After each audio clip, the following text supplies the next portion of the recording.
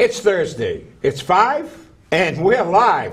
Hello and welcome to Frankly Speaking. I'm Joe Spina, along with Paul Crowley and the Honorable Darren Cyr. How are you, fellas? Hi, Joe. Good to see you, Mr. President. You know, we got a lot to get to, and so we're going to get right to it. Our number here is 781-780-9460. Hey, Mr. Spina, can I ask you a question? So you just said it's 5 and we're live, right? What happens if somebody watches our show tomorrow when they hear you say that? Paul, keep that to yourself. I have things to do. I want to get to, and by the way, truth is our mission, reality our realm, said as we see it and frankly as well. Folks, I want to tell you about these two guys. I got a phone call a couple of weeks ago from a loyal viewer named Victoria, and she had some problems. So I spoke to both of my co-hosts here, Mr. Crowley from Gliss and Council President Darren Cyr, and lo and behold, they went into overdrive. So I want to thank both of you guys. Victoria. Yeah, well, I have a funny story. Is I spoke with Ms. Steele this afternoon for about 45 minutes. Or maybe it wasn't 45, it was maybe 30 minutes, 35 minutes. We had a marvelous conversation, and I'm not sure what I can do about the food, because she doesn't like the food that we send to her house. But we're working on a few things for her. Hopefully we can. She's a sweetheart, and you know, I know you're humble about it, but you do plow her out. When she needs it. But you know something? She's spot on about a few things about her particular circumstances, and there's some things I think that we can do as an agency and as a community to help her, so that she doesn't have to struggle with you know, managing her property and all that kind of stuff. You know. Isn't this what our show is all about, though? Yeah, trying to get you and Darren, that's it. You know, to help people out there. Yep. And on that note, let me get right to what's happening here. We got a couple of really interesting, and Paul, you can respond to these too. Ralph Briggs wrote a terrific commentary. If we can get that up, Pedro, and it says, "Nice to have a member of the elected government on," meaning you. And he said, "One question I would like to ask Mr. Cyr." Notice that, Paul, Mr. Cyr? Yeah. Is where does all this money come from for real estate development? Federal, state, city. Should not the private sector be doing this?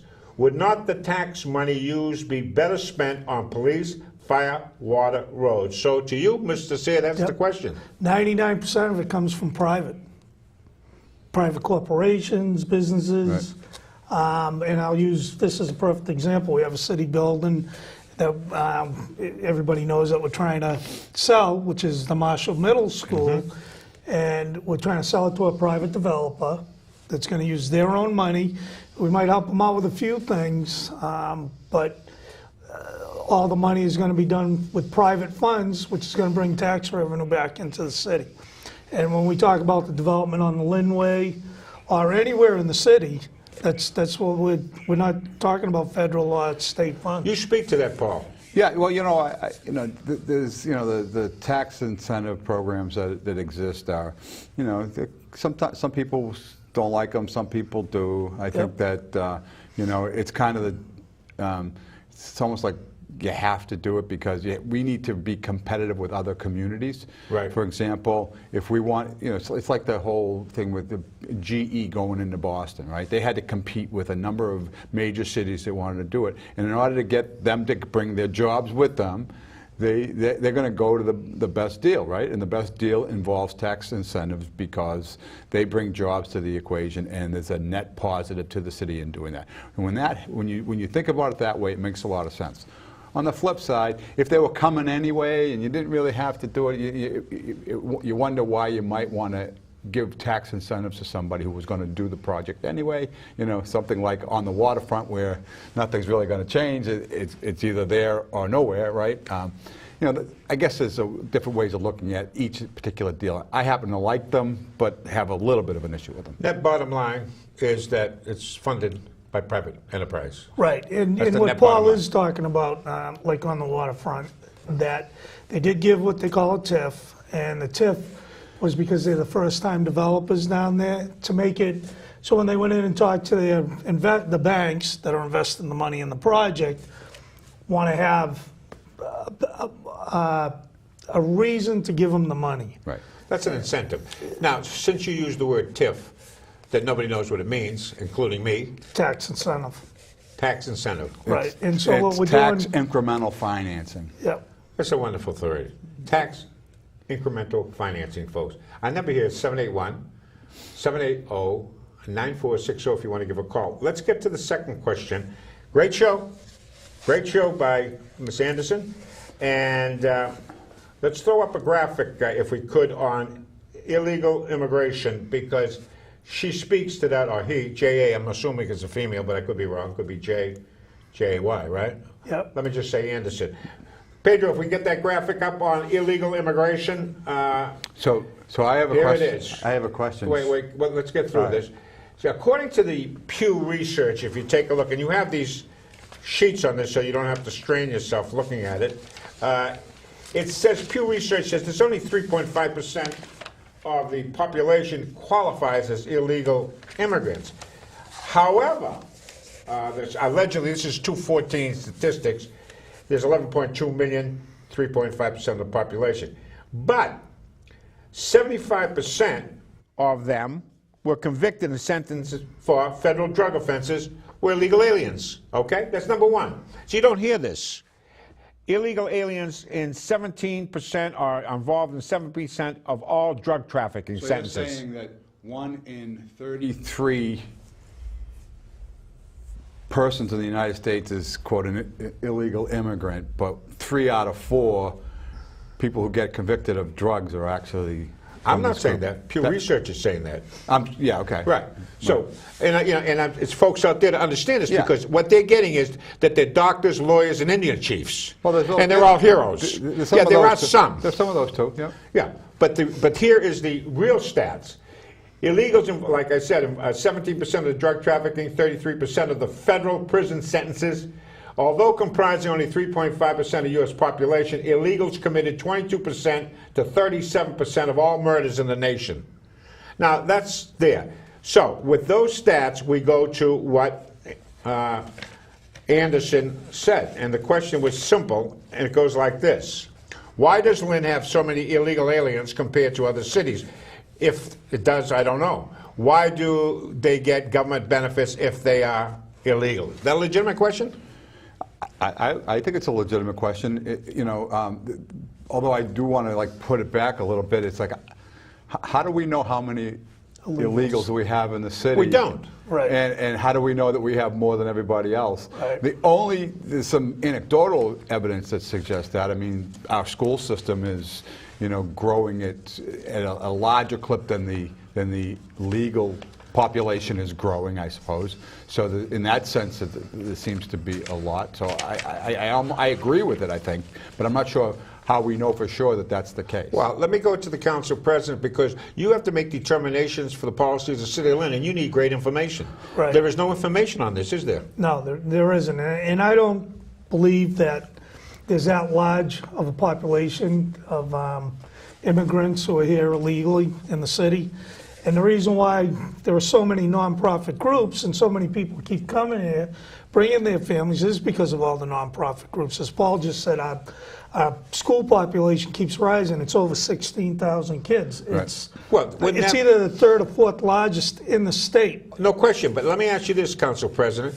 This is not a large statistic. We're talking about 3.5% of the population. In the city of Lynn, that would translate to about 3,000 people. Right. And so you're not talking about a whole bunch. But I could consider that Lynn has 3.000 illegal immigrants. But that would. But I could say the same thing about Salem or Peabody. I agree, but they're saying that. But if you say that 3.5% of our population is illegal immigrants, that doesn't say that Lynn has an inordinate amount of. Right. No, it says we have the same amount as everybody else. That's all I'm saying. But I don't believe that's true.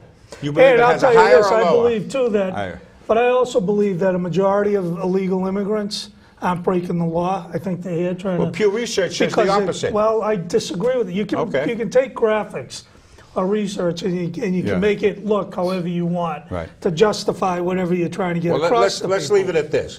Folks, you give us a call. You tell us whether you think that these facts and figures are accurate or inaccurate. What's your experience? What's your sense? We got to get to number 3. So can I just say something about, why should we be giving them benefits? And all I want to say is one thing about it. While I struggle with generally giving benefits to non-citizens because we have a hard enough time taking care of our own type of thing, Right. when you get to meet these individuals, they are real, they're people. Right. You know, it's a person that you're talking to. And how do you say to that person, you know, Do you let them starve? Do you let them get we're not going sicker to feed than you, we're they not are? going to educate you, we're not going to Right. provide health services to you, we're not going to help you with this, that, or the other thing, because Because of what, Paul? Because of the illegal nature of what they did. Well, You know, California is now going to allow illegals to vote. Is that a good No. idea?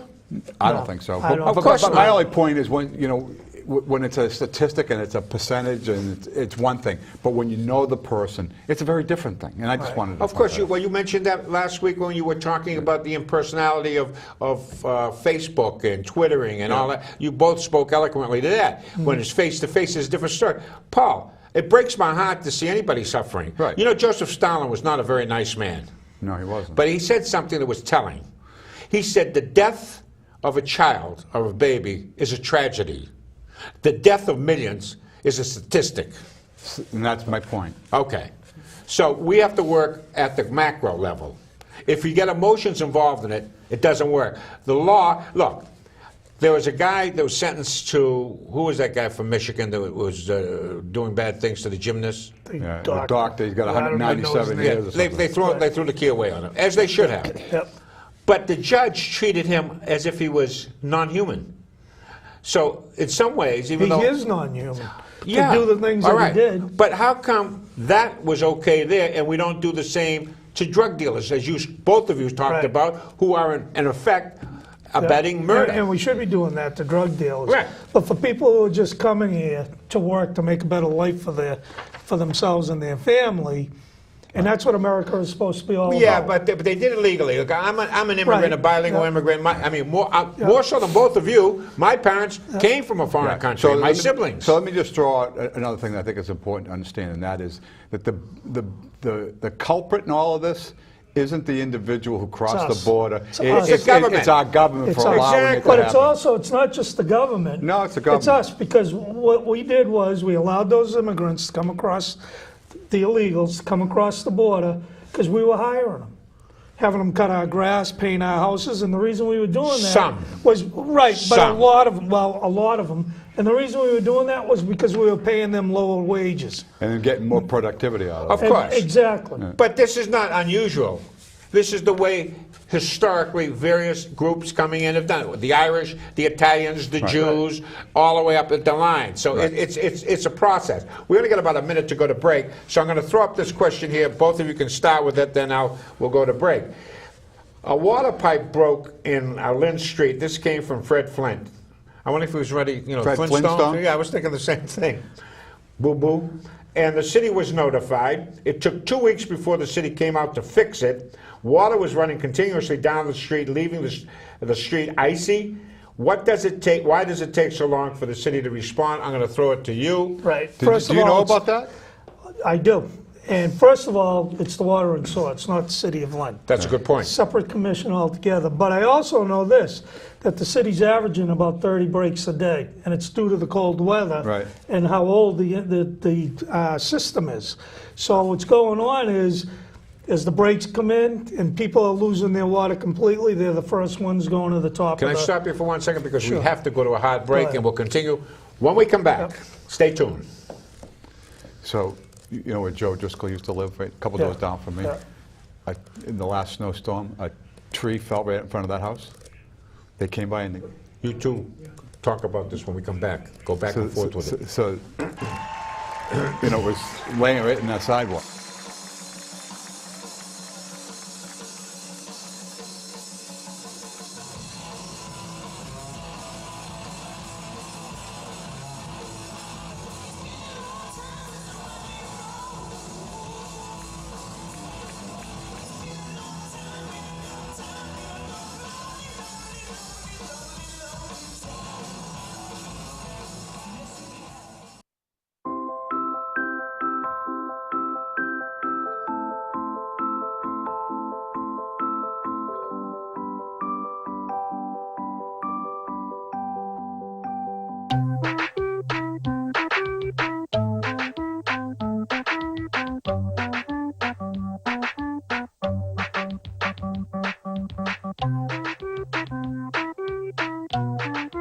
Start a story. Adopt at theshelterpetproject.org.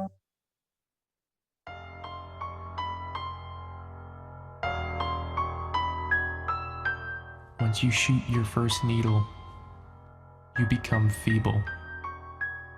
Your body begins to ache and deteriorate.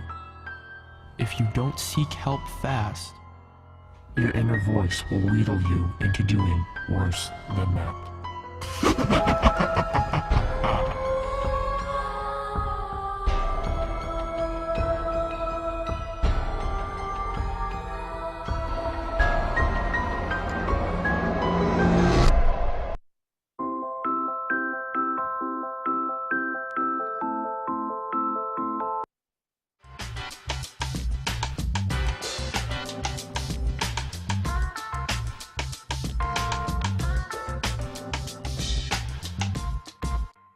And we're back. We'll be getting to that water break in a second. We have a caller on the line, I'm told. And if so, get that up there, that comment up there. Will Councilor Cyr vote to make Lynn a sanctuary city? I can tell you this, absolutely not. We're already a sanctuary city. I mean, every city in America is. So there's no reason for us to vote to make Lynn a sanctuary city. Is there any? Are you feeling any pressure to do it? Nope, Are there none. there groups that are no? No. Well, you heard it here first. Now, let's get back to that water break, Councilor. You were talking about because of the age of the, it's like System. arteriosclerosis, right? Yep, system. That they're bursting. Right. And it's cold, and you So know. it's a factor of And weather. I mean, the month of December was just unbelievable with the cold. And what happens is the ground thaws, freezes, thaws. You had all the rain, it gets down in there, the ground's moving all around, and it's going to take a couple of weeks before they get to most of these But will water they be breaks. able to resolve the problem? Yeah, of All right, course. so And you know, as a former city councilor, I would say that the best thing that anybody can do if they see something like this, where the comment was that it's been like that for 2 weeks, and the water's running and it's causing ice. That's a safety issue. Of course it is. And safety issues get a priority. So if you call and make sure you point out that it's a safety issue, you should call your ward councilor, point out that it's a safety issue, and I think you'll get much better attention when they realize that somebody could get hurt if they don't fix it right away. Our number here is 781-780-9460. We have a caller on the line. Let's get that up there. PVD doesn't have an illegal immigration problem. They don't allow it. That's an interesting point. Well, that's, every community has that. But they do have I'd different like to know how they don't allow it. Right. zoning, probably.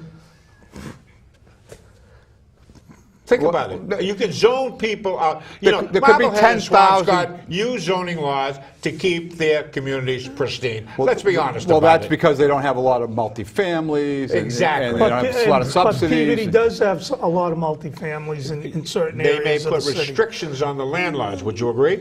The same restrictions are here in Lynn as well. Good point.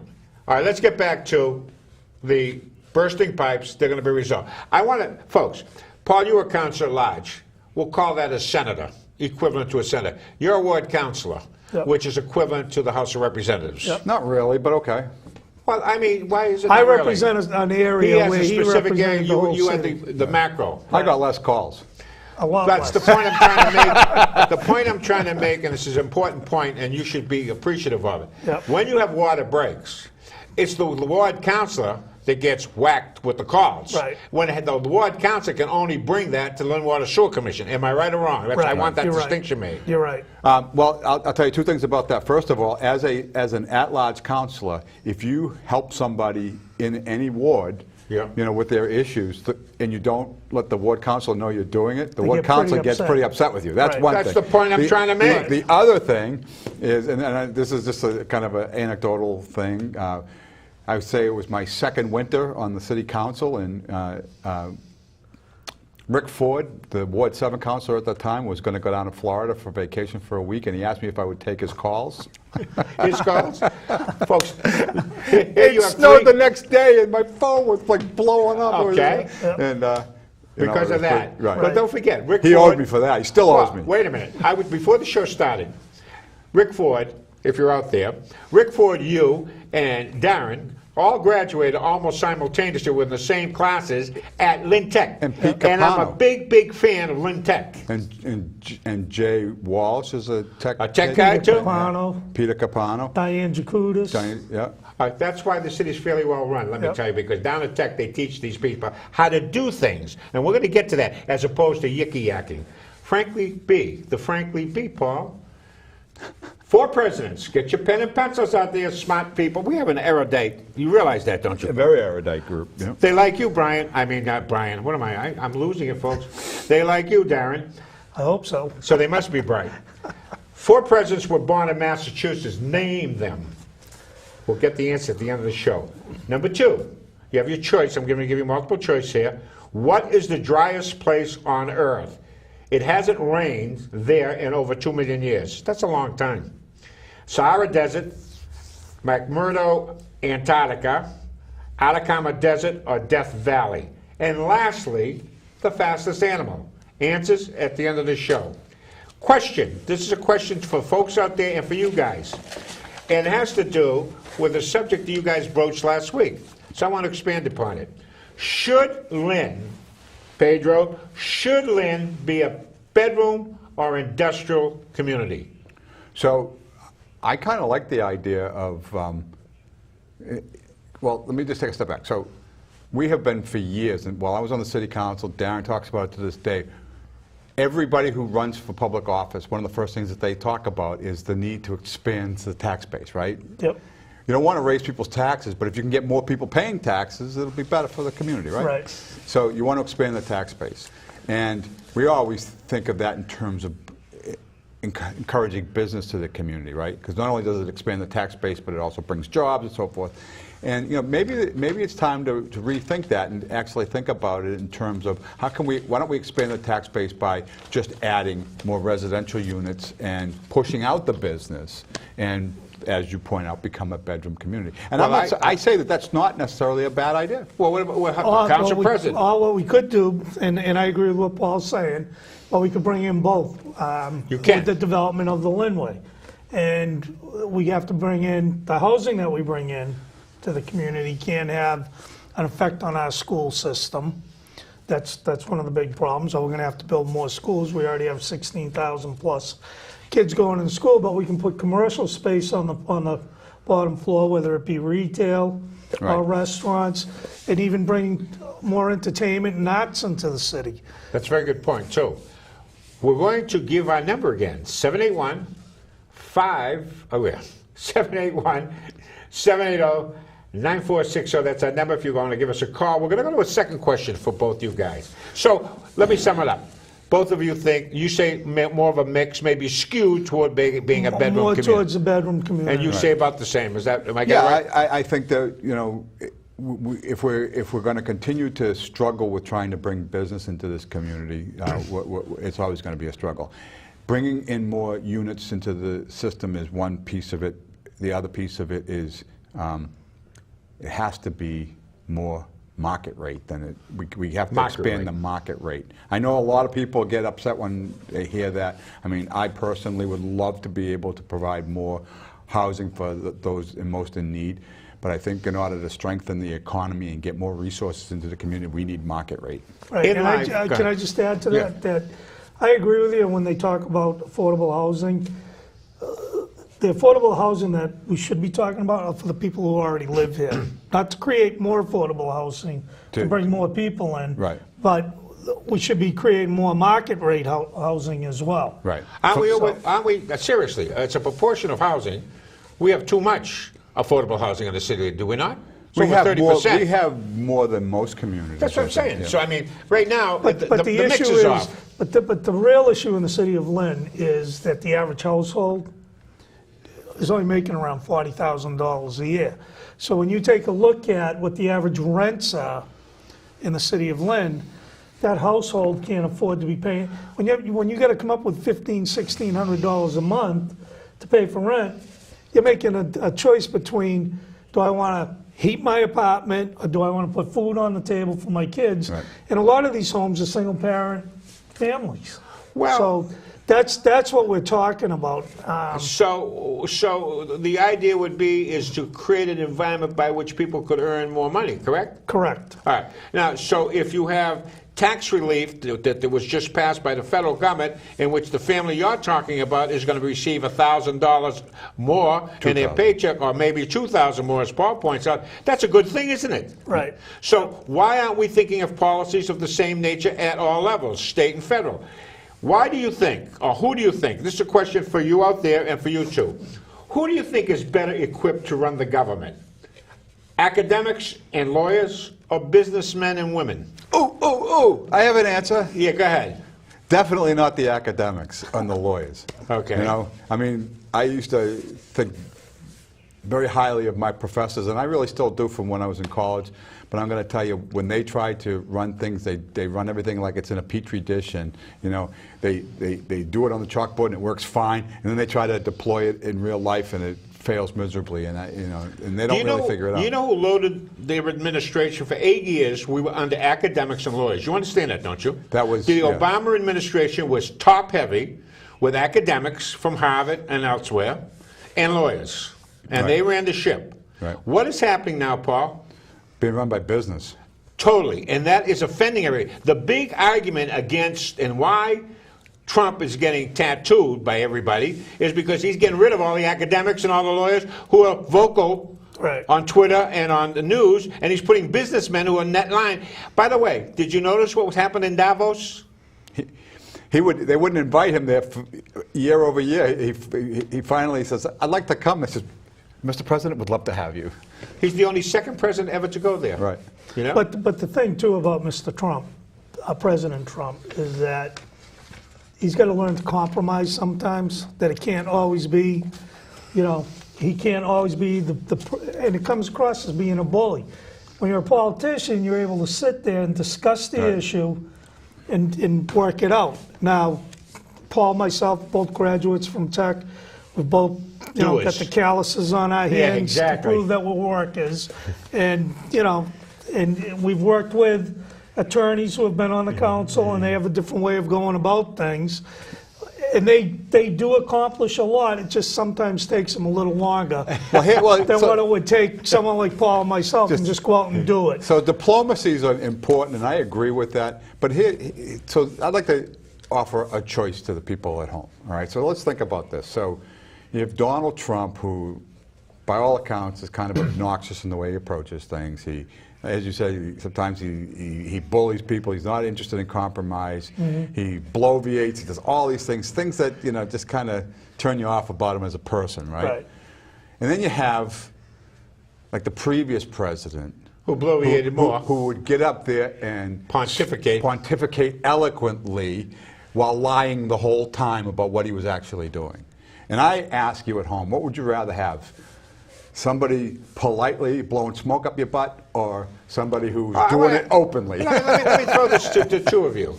You talked about the fact of someone compromising. Did Barack Obama compromise?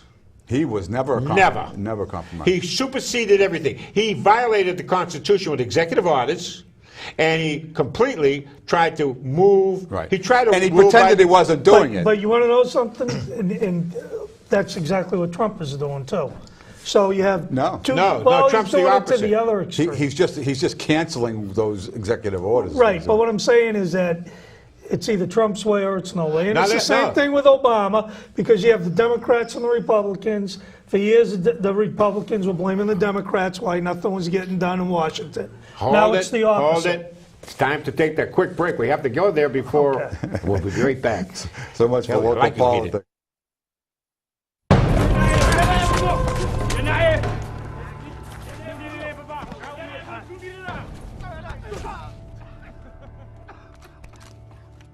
James. Right. Welcome to my country, my friends. I am right. Really? Where do you think you are? I am right. I am right! Only rights you have here. Not rights I give you. Ready? 1, 2.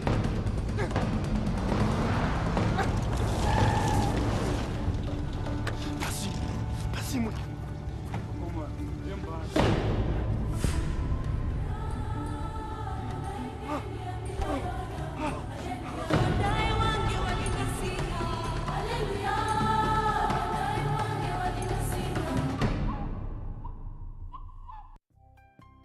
"49 million Americans struggle to put food on the table.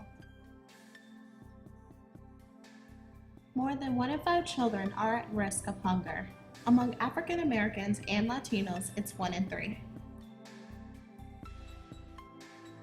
40% of food is thrown out in the U.S. every year, or about $165 billion worth. All of this uneaten food could feed 25 million Americans.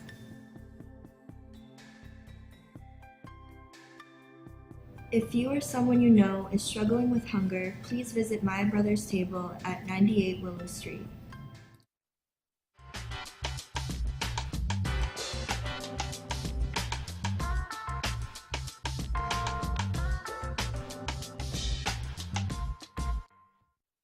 And let's get right to that caller. Caller, let's put it up there. What can you do to reassure Lynn Police that their radios will be working 100%? That's for you, the Council President. Wow. Or both. Well, So we just got, the radio's broken? that's the first I'm really hearing about that, but I know we just got a grant. I've been meeting with the chief on a regular basis every few weeks. I know the mayor has been meeting with him, so I mean, it's all about public safety, so we'll have to do what we have to do if they're not working. Well, we'll give them an update.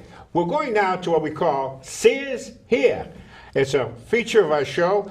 We had a council meeting Tuesday night. There wasn't very much there. However, Wow, look at him. Cyr's here. Yeah, he's here. With a tie on and everything. You like that, don't you? Yeah. It's professional, by the way. It looks great.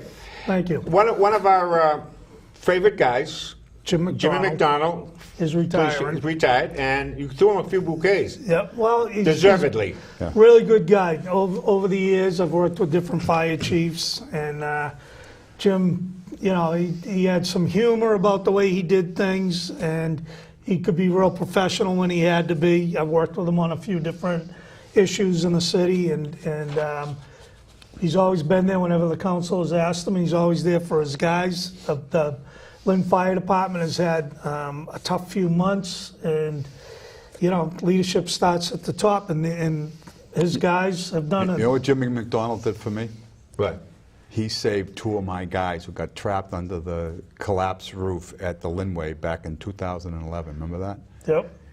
The fire department saved 2 guys that were trapped in the building inside a car. Wow. Remember when the roof collapsed? Yeah. Because of the snow? Do you remember that? Yeah. Yeah. Yep. Well, That's they also unbelievable. saved Joe Driscoll a couple weeks ago, stuck in an elevator for 3 hours on a Saturday. Yeah. Well, let's In get, one of the cold weather days At City Hall? at City Hall. Yep.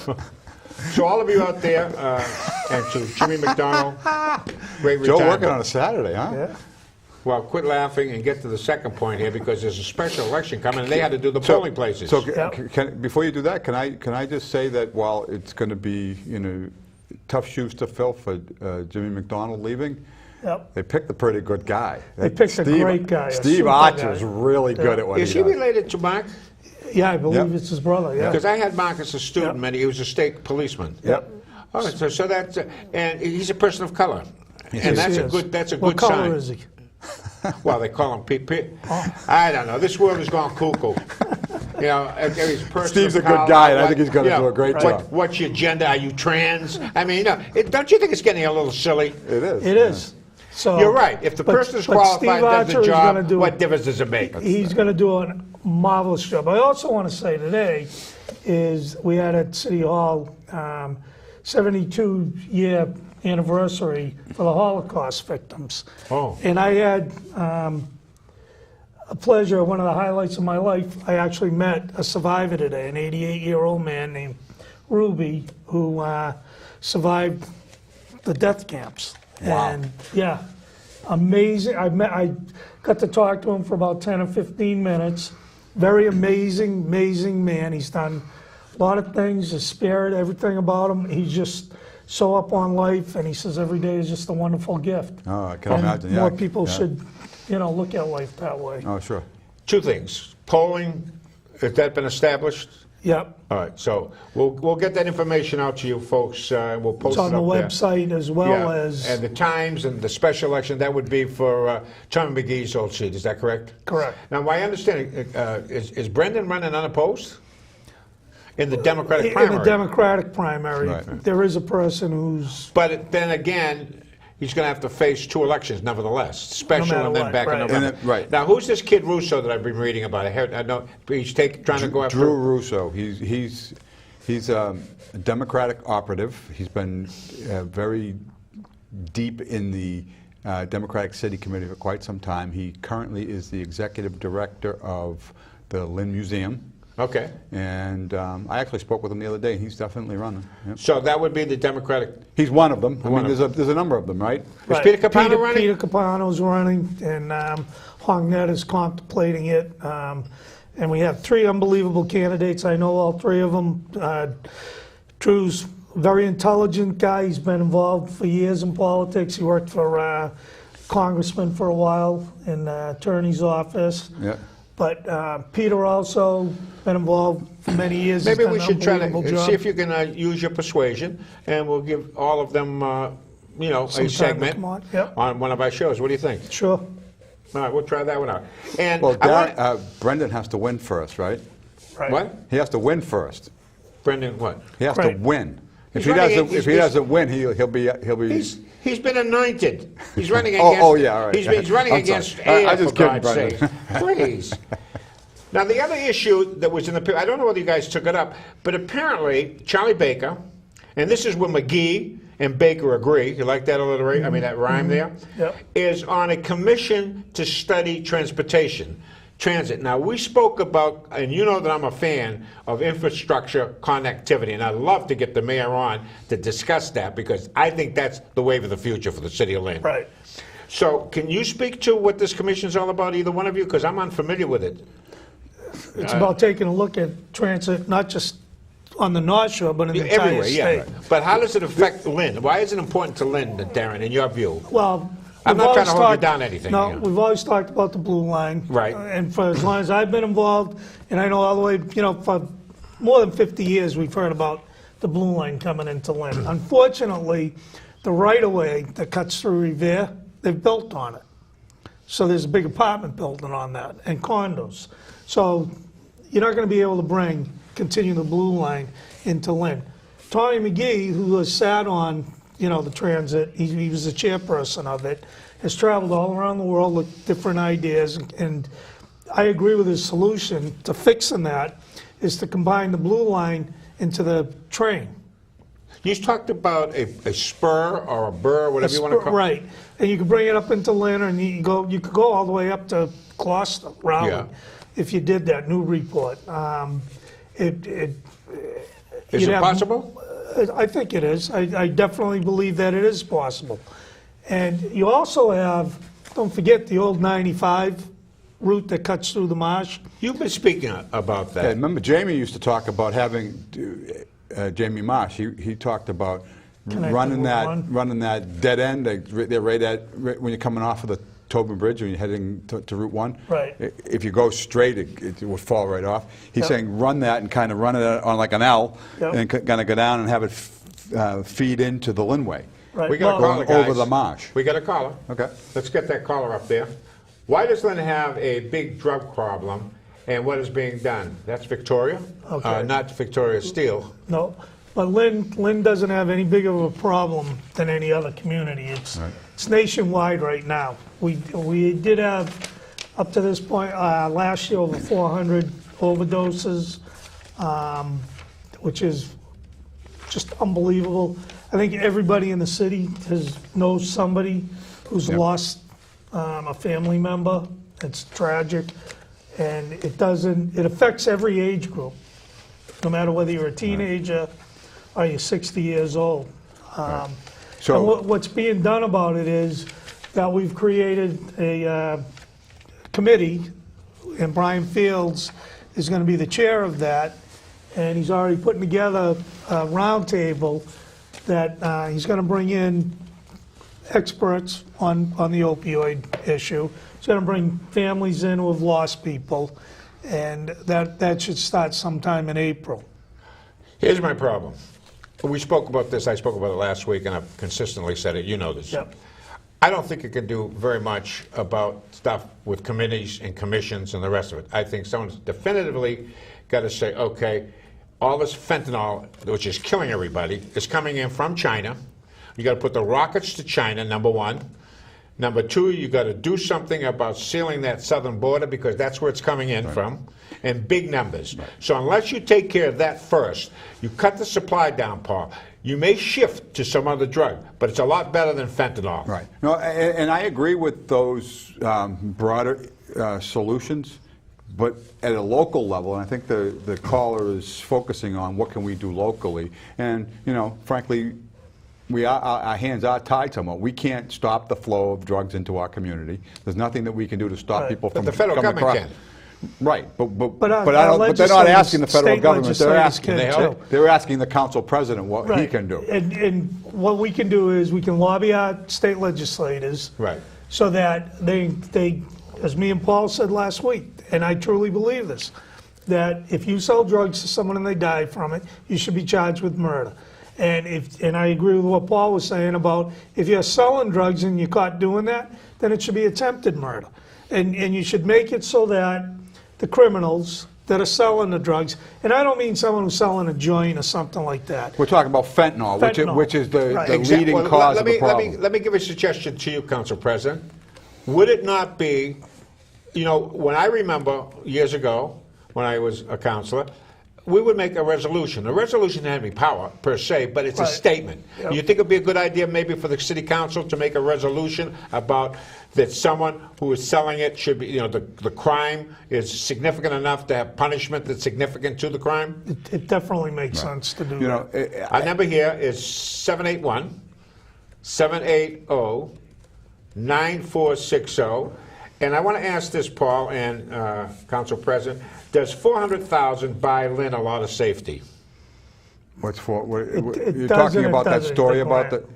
It was part of a, you know, and there it is up there. In effect, the city of Lynn got a grant of, and basically it's going to go for overtime, et cetera. Is that But a it grant runs that out. we get every year? No, Is that it's just a something- one-time. This is a one-timer. Yeah, and it's a good thing, but the point I'm trying to make, and for those people, $400,000, you know, is not going to cut it. We're undermanned The significantly. historic problem with these short-term funding opportunities, and I know I remember when I first heard that Chipper Clancy was going to oppose a 2-year grant, and I forget what the grant was for. He said no to it. He said, and instinctively I said, why would you say no to the money? And so I went down and I asked him, and he says, because the expectation is that in year 3 that you'll figure out how to pay for it on your own, and we don't know how we would pay for it. So we would do it for 2 years, and then it would stop. You'd give somebody a job, and then you'd have to lay them off. And you know, there really is a lot of challenges with doing something like that. Yeah, that's the problem. However, if you can think of a way to leverage the $400,000. The whole idea behind grants, in my view, is to seed a program. So you figure out how to make it work with this grant money, but you also figure out how to extend it and make it long-lasting. And that's what we try to do at GLIS with the work that we do. And I've actually offered to the mayor, we have a planning department that has 36 people in it, and I offered to the mayor that if he needed some help with coordinating grant opportunities and making sure that we're not just going after the money, but figuring out how to leverage it into long-term solutions, that we should be talking about. Anyway, that's just... We got to go to a break. We'll be back. Stay tuned.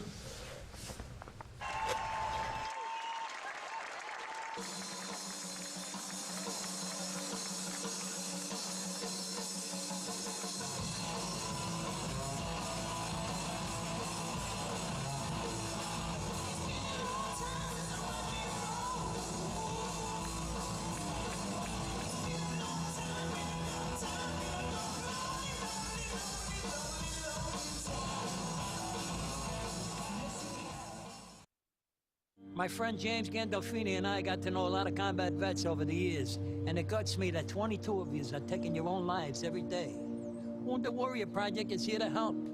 You don't have to go it alone. You hear me? You don't have to go it alone. I believe in nature. I believe in the spirit. I believe in trust. Beauty. I believe in my mom. Strawberry ice cream. Fortune cookies. Chocolate. I believe in the tooth fairy. Being honest with yourself. I believe in Santa Claus. Aliens, of course. I believe what I want to believe. I believe in myself. I believe in myself.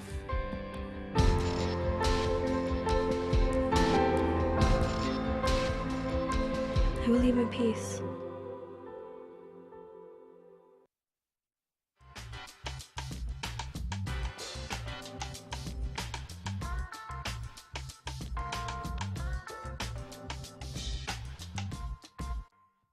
Our number here is 781-780-9460, and soon we're going to have a two-way conversation, Paul, by phone and Darren, so it's not going to be posted up there. We're going to be able to talk directly to whoever Right, like calls we in. used to back in the old days, Yeah, right?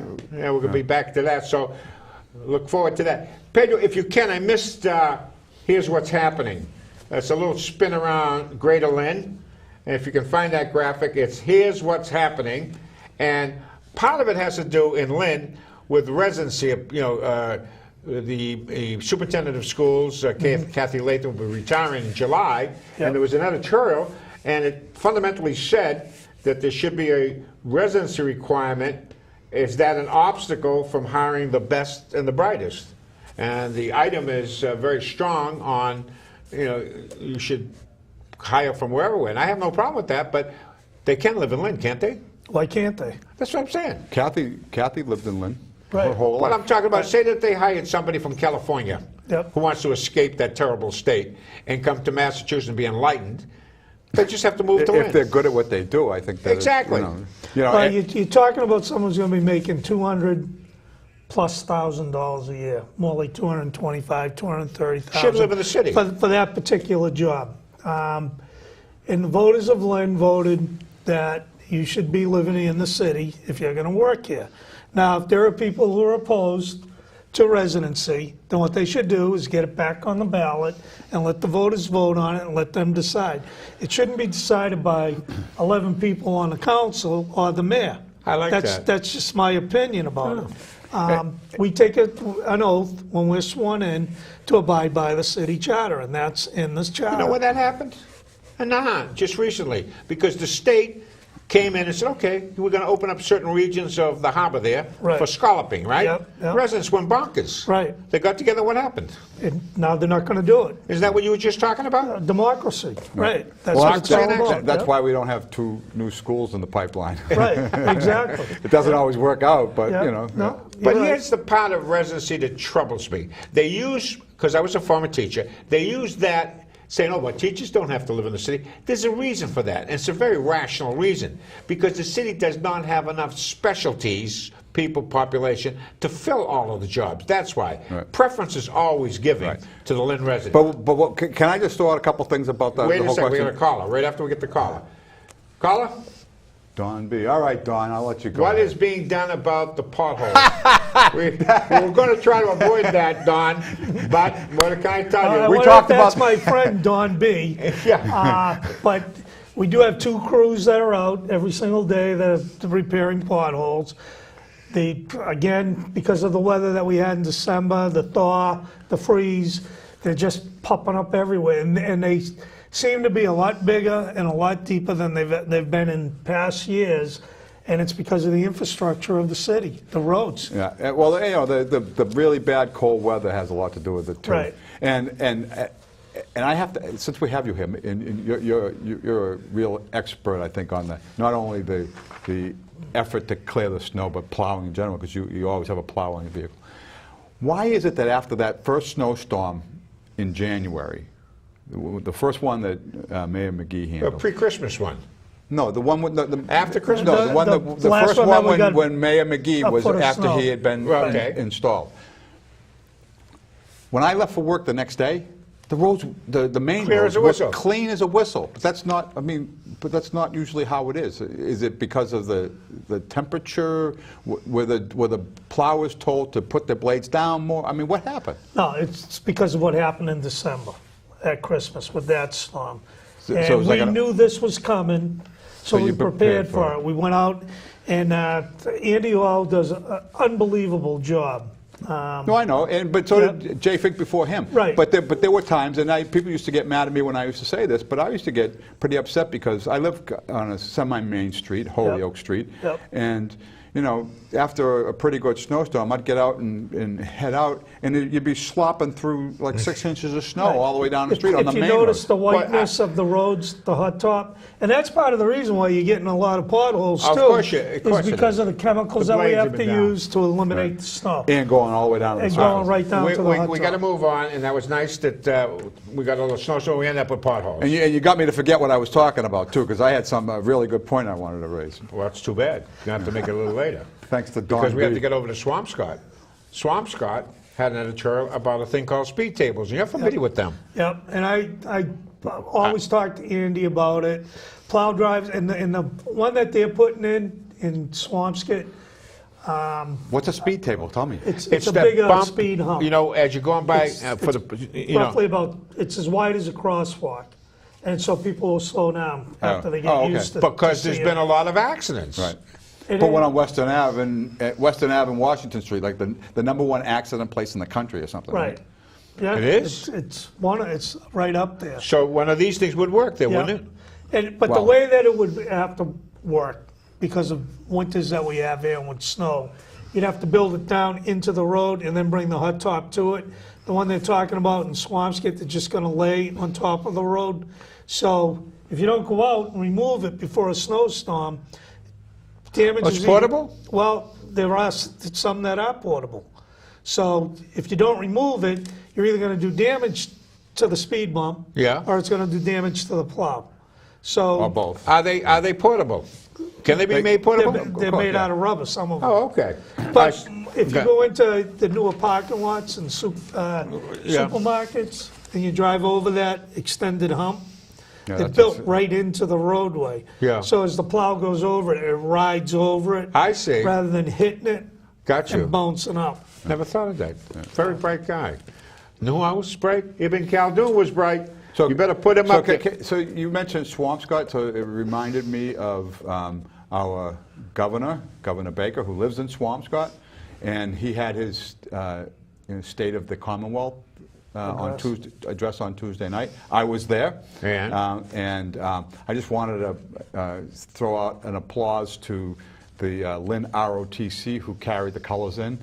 The Lynn English ROTC. Oh, they're great. Best in the nation. Oh, they are great. Yeah, I've seen them in action. It was the highlight of my night this All right, evening. let's get up Ibn Khaldun, who's brethren from... Irish guy from Arabia, right? from Tunisia, back in 1332 when he was born. The only reason I bring him up is because why socialism doesn't work. And let's just go over these 5 points quickly. He wrote why nations rise and fall. Number one, for a nation to rise, it must protect private property rights. Do you all agree to that one? Yep. Number two, rule of law and a reliable judicial system for the establishment of justice. Yep. Okay. Absolutely. Number three, the security of peace and the security of trade routes. Yeah. Yep. Isn't that what's happening now? Right. Okay. Number four, very important. Listen to this one. Low taxation in order to increase employment, production, and revenue. This is a guy who That's he debatable. wrote this over 600 years Right. ago. Yeah, Very and he was an debatable. Arab, right, Yeah. from Tunisia. He didn't like Donald Trump Right. either. And he didn't know who he was. And lastly, less bureaucracy and a much smaller, efficient army.